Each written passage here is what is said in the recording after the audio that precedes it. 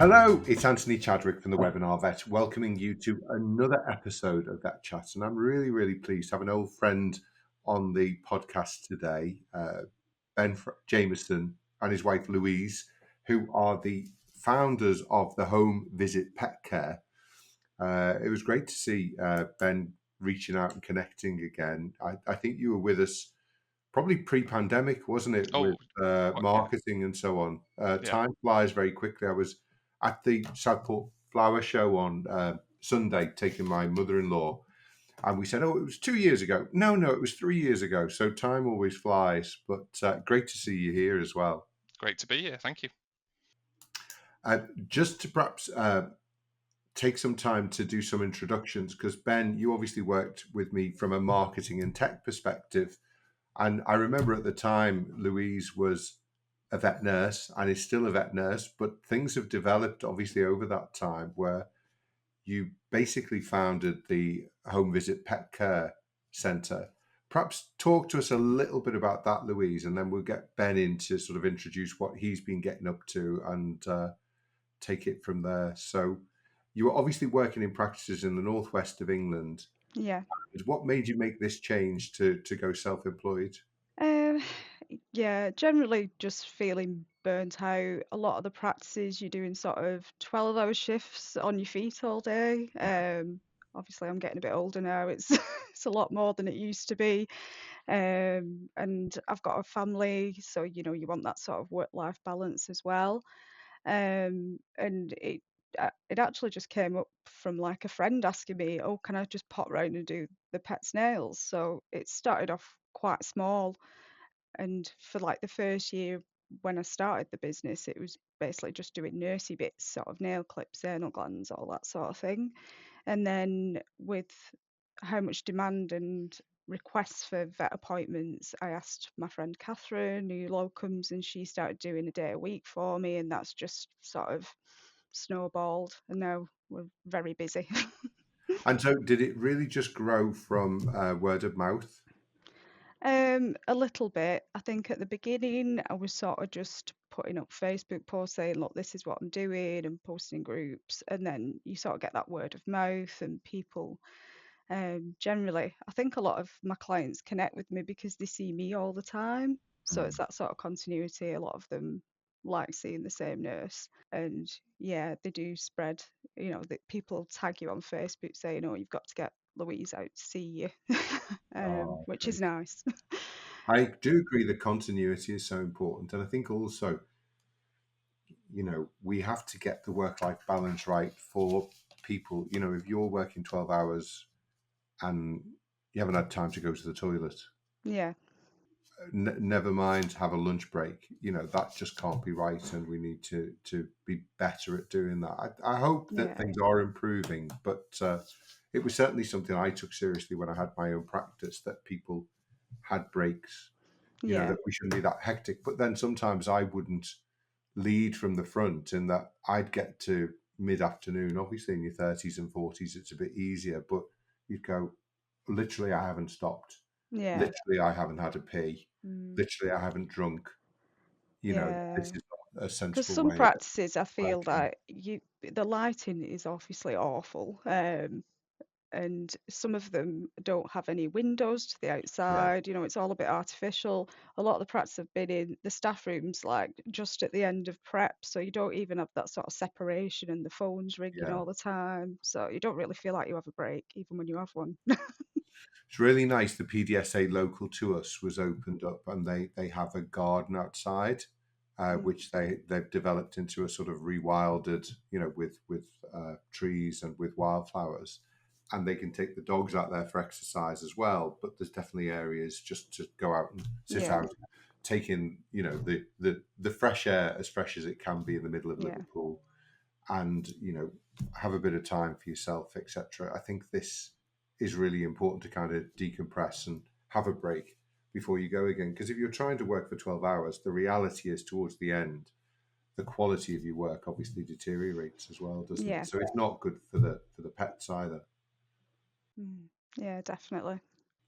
So basically, that developed off the back of word of mouth, use of social media, Mm. And then obviously it's developed further and further. You now have, I believe, vets working with you for 2 or 3 days a week, don't you?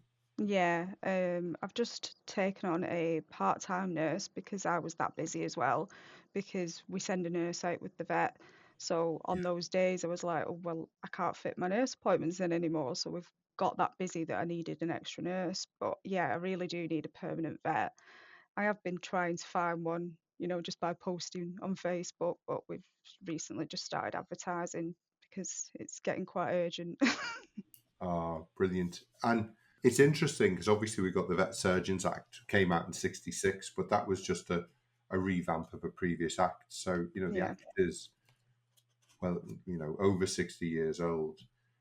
Where do you see, or where are the limitations, if you like, from being a nurse because of some of the limitations on the Vet Surgeons Act? How would you like that to change? What are the sort of things that you think you should be able to do that you can't do at the moment?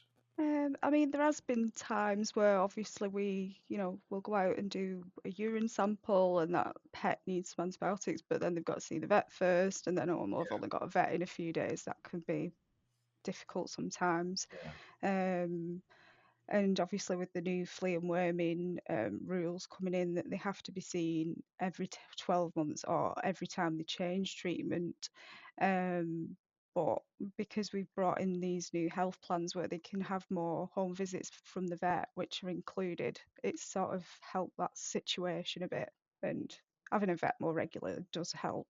It was very difficult when I only had a vet once a week, and Yeah. I was having to refer people to vets.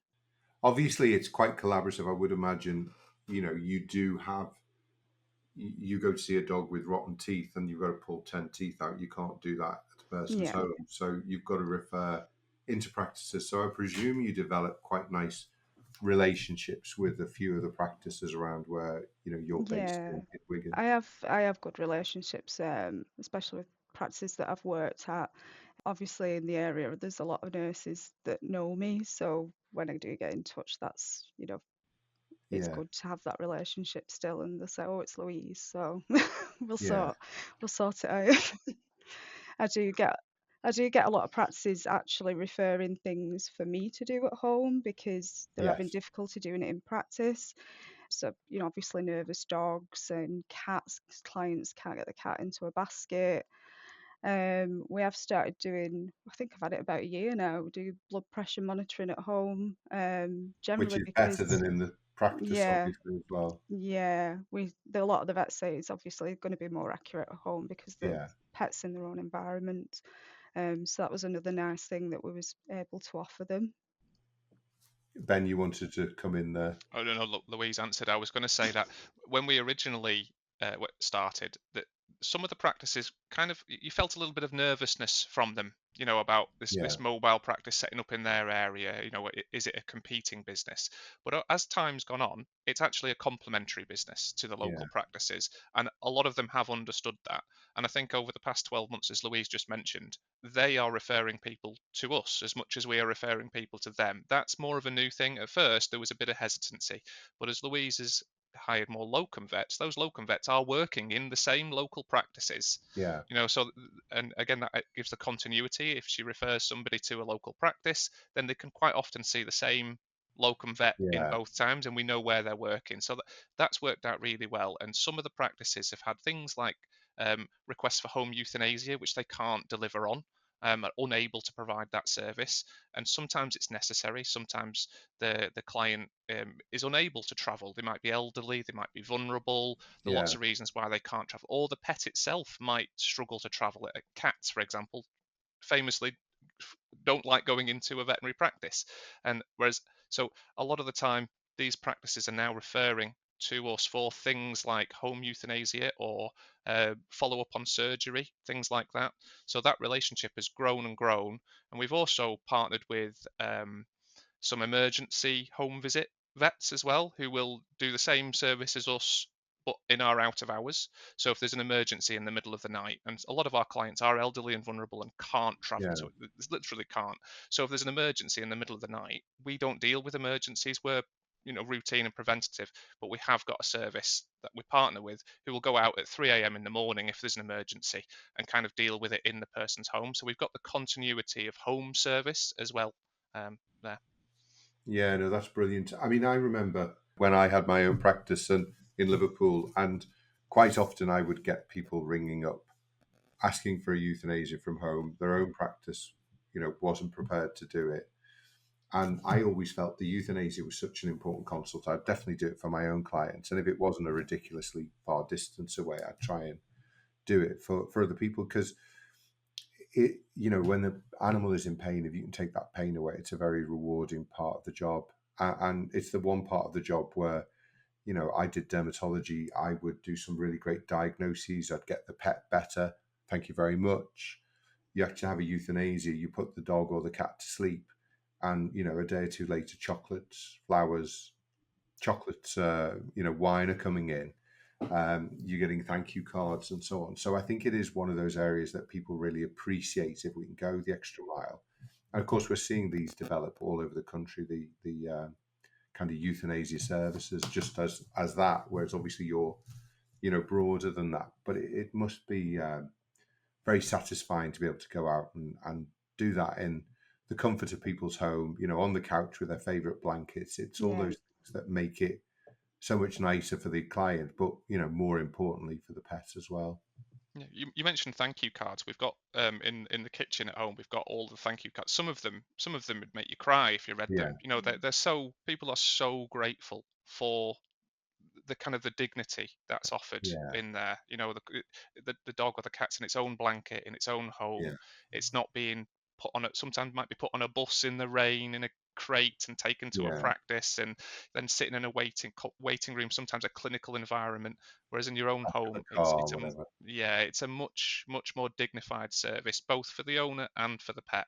And so, as you say, the gifts and cards come in, but the Yeah, cards are we don't really bother about the wine and the chocolates. They're nice to have, but it's the cards. Some of the messages in those cards, honestly, they make you well up reading them. yeah, They're yeah, people. Louise and the team are really touching people's lives and making, alleviating some of that pain. And it's yeah, incredibly rewarding to read some of the feedback that we get on that. yeah. Lovely. Obviously, the business is building. You as a vet nurse have set it up. Probably there's not many vet nurses who solely, own a business like you're doing. And so I think the two of you kind of, as it's developed, you've thought, well, is this possible to take this further, get other people involved into a sort of franchise type setting? So perhaps, do you want to explain a little bit about how that's developed and how you see that developing, Ben, over the next year or two?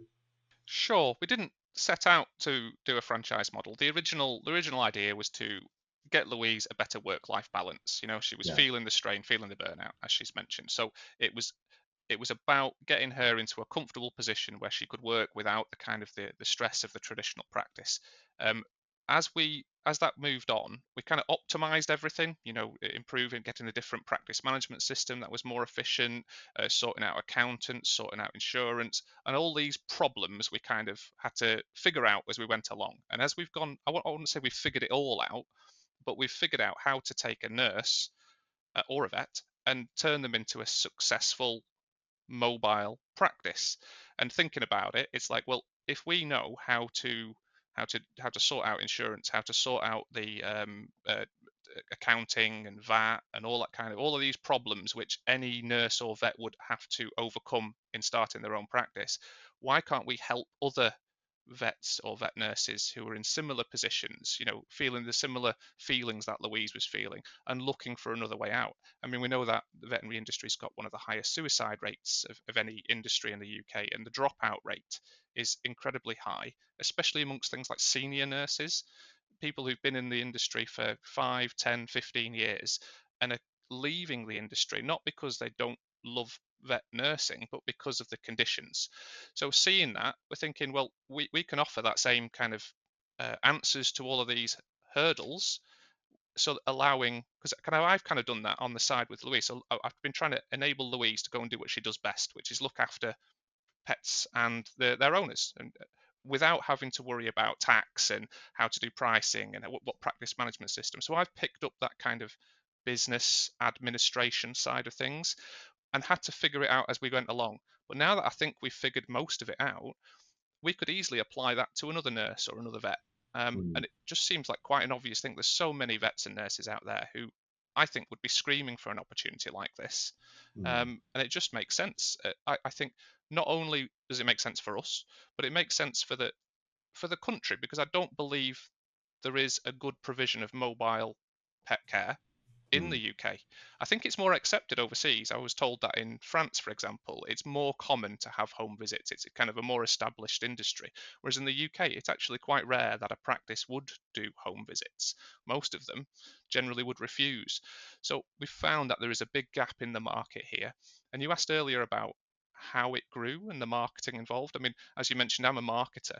I didn't do any marketing to get Louise going. She just did a few Facebook posts and word of mouth. I could have done marketing, but I didn't want to flood her, and make Yeah. her so busy that she was back into the same stressful position Yeah. that she was earlier. So effectively, I held off. I didn't do any marketing. She grew naturally. So that proved that there is huge demand out there for this service. We figured out how to do it. We've optimized everything for mobile practice. So it just made sense. Are there other vets and nurses out there who we can set free, enable them to stay in the industry without, leaving and going to do something else? And I presume, Ben, with your background in marketing and tech, the key for all of this is to be using digital tools to make life easier on the 100%. administrative side. So online booking systems, a computer system that works well, for a mobile practice, maybe a AI. live chat We use box, AI all the etc. time, yeah. Yeah, We've got chatbots on the website, which is AI driven. There's AI tools built into our practice management system, which includes check-in. So there's an yeah, AI tool which automates the check-in. So before an appointment, somebody, the message, they're checked in via the mobile app. yeah. And then when Louise attends the appointment, they've already checked in and filled in all the information. So before Louise even arrives at somebody's house, she's already had all that information a step ahead. And they know that you're coming, because it's really easy to forget an appointment. Whereas if you get a text at 8 a.m. saying, or like I've just had from RSPB for the bird food, I know the delivery's coming in. If I can be around, I'd rather be around to be able to pick it up. So it's the same thing. It's using those digital tools to make life easier as well for the people who work in the business, isn't it? Yeah, it's easier for the pet owner and for us as a Yeah, business. yeah, Little things like if Louise is on the road and she looks at her next appointment on the practice management system, she could just click on the address and it opens it up into Google yeah, Maps, so she's straight away to the next one. Without some practice management systems aren't keyed up for that, whereas we've did quite a lot of time choosing the right system, and I believe we have chosen the right system. So those kind of AI tools built in. Another great example of how AI works with Louise. She can go into an appointment, put a phone or a tablet or a laptop down and press this AI record button. yeah, It records the whole conversation. So the start of the conversation might be about the weather or football or something like that. And then you get onto the consult with the medical stuff. And then afterwards, there might be some more kind of niceties at the end before they yeah, leave. The AI will record the whole thing, get rid of all of the football chat, the weather chat, condense it down into clinical notes, and at the end of it shows Louise or the vet or the nurse the clinical notes and ask them to, are these correct? So she can just approve those notes automatically yeah. added to the account, which just removes a lot of that typing up afterwards. So yeah, tools like that improve efficiency are something that we All these focused on. AI scribe things are great. And I think also it means that while you're with the person, you're not tapping away on the computer. So Yeah. it's much more intimate than, sorry, sometimes it's even with your back turned, in a traditional practice. So I think the scribing AI models are great. Um, Obviously, as probably most people know who listen to this podcast, I have a passion for all things sustainable. And I suppose also from a sustainability perspective, you haven't got the costs, both physical, pounds, shillings, and pence costs, but also the costs of running a bricks and mortar business by, running a vehicle. I'm gonna say it because I know it. It's an electric vehicle that you use, which makes it even more sustainable. Was that a deliberate choice for you, Louise? Was that something that you're very keen on, the kind of environmental elements? Yeah, definitely. Especially when I compare it to my previous car, which I was spending about 70, 80 pound a week on fuel. And obviously it can't be great for the environment that if it's burning through that Yeah, much fuel a week. So yeah, and obviously this car suited us a lot better. It's got a lot more space because it's no engine in it, so I've got more storage space for my bags and everything. yeah. But yeah, it's been a very good choice getting that one. I think it's nice now that doing the right thing also makes financial sense because it means more and more people are going to do it. You know, I've had solar Yeah, panels on my roof for 18 years. It's because I was just super passionate about it. It was one of my things. Whereas now it makes sense to have solar and, you know, run an EV vehicle and so on. So, I was going to say that from my point of view, I don't think I entered into this trying to make an ecologically sustainable business in the way that you've got that passion. I'm interested in it, but it was all focused around making sure that my wife was comfortable in her role, etc. But yeah, when it comes to things like the choice around vehicle, obviously we're looking at it from an economical point of view. Now that just happens to align up with sustainability. If you can produce an efficient business that minimizes costs, efficient stock control, all of these kind of things, yeah, it saves you cost and it is ecologically sound and sustainable. So I think the key to making businesses, the key to sustainability is to combine that with a cheaper, business model and a more yeah. efficient business model. And when those two things come together, that's the key to a real successful business. And it's more affordable for the It client is, yeah. because some, mm, you know, we are hearing stories of clients feeling they're being priced out of yeah, accessing veterinary care because of the costs of it. yeah. I've heard from a lot of my clients that they're surprised at my prices. I probably am likely to undercharge a bit because I'm a nurse. And I'm Yeah, a Too bit nice. soft. Yeah. yeah, But yeah, we are comparable to vet practices, and we actually go out to people's houses. yeah, So I think on average, we're cheaper for most services than a local brick or mortar practice, even considering the fact that we go and visit. So I would say 80% of our services is cheaper for us to go and visit rather than the person get in the car and go to a local practice. And that is a result of being efficient and keeping costs low. And also with the sustainability factor, this wasn't kind of an intentional thing, but the distance that people drive on average, I did a little bit of research this, I can't remember the exact numbers, but we tried to work out the average distance that somebody would drive to a local veterinary practice, which is difficult to kind of work out.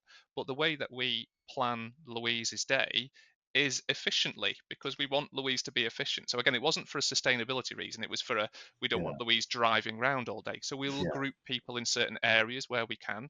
And sometimes Louise literally drives 200 yards to her next appointment. And if you add that up and look at the total miles that Louise and her team do, it's much less than if all of those individual people all we're jumped into the into their own practice. car and drove into a practice. So it works out cheaper and more efficient for us, which was the driving factor, but also happens to be sustainable and, ecologically sound, etc. So yeah, I think combining the fact that a business is efficient and cost effective with the ecological stuff is Yeah. great. That's where you really get the rewards from both sides. What we do very well at Webinar Vet is we help to reduce people's scope 3 emissions. So scope 1 and scope 2 are very much your own personal ones, what you burn in the house, in the practice, you know, the petrol that you use, etc., etc. But scope 3 is about how, you know, what do you need for your business to run? You need suppliers. So people like, you know, MWI, Covetrus will come out. They're obviously burning up petrol to come and see you. So that's kind of scope 3 for you. So you're doing scope 3. I mean, not that clients will be measuring 1, 2, and 3, but you know, you're helping to reduce their amounts in the same way that we do. You know, we've done similar exercises. How far do people travel to do CPD? If you can take it online, you know, we've saved many, many millions of miles and, you know, tons and tons of carbon over that 15-year period we've been going. You know, so it doesn't reflect on us, but it reflects on the client because the client, you know, will use less carbon, etc., etc. mm, Hmm. Just a final one. Just wanted to talk a little bit about the franchise model. Obviously, early days. You're seeing this as a model for nurses, but also for vets as well. Let's Yes. talk a little bit about how you see that working, what sort of costings that's likely to entail for people who are coming in, how they might do that. Because obviously, trying to find funding can be difficult. I think we're in a period now of economic uncertainty, and banks tend to draw up the drawbridges very quickly if there's, worries about the future. Yeah, traditionally it's a vet who would open a veterinary practice. There is very few solely nurse-owned practices. I've done some research. I can find about 10, under Mm, 10 solely nurse-owned practices, and I believe the primary barrier, is financial.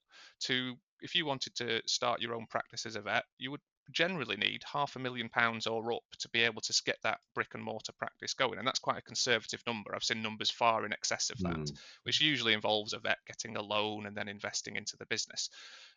Whereas for a nurse to do it, that they're on much lower salaries with a lot less capital reserves generally, and it's more difficult for them to make that leap. And there's also a psychological barrier because nurses sometimes don't feel that they are in a position to own their own practice. They don't mm. know that they can do it.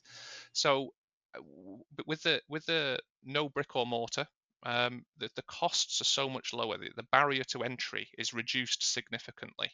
So if we can make nurses aware, and this is available to vets as well, the model works with a nurse. We know it works with a nurse because we built it with a nurse. If you swap that out for a vet, it would just turbocharge the same model. You would have to hire less locums in the early stages, and it would Yeah, essentially accelerate that early stage. But the fact that it works so well with a vet nurse was kind of a surprise to us. We didn't expect it to be that popular and that much demand for it. But yeah, the barrier to entry is reduced. The financial barrier to entry is reduced, and also we can provide support for those nurses in, I believe, better than some of the corporate models. Like we are smaller, more personable. We've done this journey in recent years, discovering the problems and overcoming them, and we can offer that to a vet or a vet nurse. So yeah, it's the financial cost, I believe, is the biggest barrier, and that's the biggest barrier that we've reduced. brilliant. And what sort of costings, if you don't mind me asking, are we looking at, Ben, to? Between 15 and 20,000 to start up, and you compare that to kind of a 500,000 if you were to get Yeah, a brick or mortar practice. I mean, it would be impossible for most nurses to be able to get a brick and mortar practice, whereas with us, it is affordable to most vets and nurses. It's not an inachievable target. It might be difficult to raise that money, but it's possible. And if you look at how much support we will give that vet or nurse for that, the value is immense. We yeah, can help with insurance, accounting, business setup, VAT, all of the stuff that a vet or a nurse isn't necessarily trained in, and they not necessarily even interested in. Vets and yeah. nurses generally are interested in looking after pets and animals and clients, and we want to be able to. I mean, that's what I've done with Louise is try to enable her to go and do what she does best, which is look after pets and animals without the worry of, oh, is my VAT sorted? Is my zero account sorted? Have Mm. I got the right insurance? So kind of I've taken that role of overcoming all those hurdles, and that's the same kind of thing we can offer to somebody else. So we think a nurse with us has got a much reduced financial barrier, but also I believe better support. Kind of we're more kind of one-on-one. We can help them get to where they need to be quite quickly. So yeah, it's all of the barriers, all of the things that would normally put somebody off making such a jump. We believe we've reduced massively, and enabling those people to do.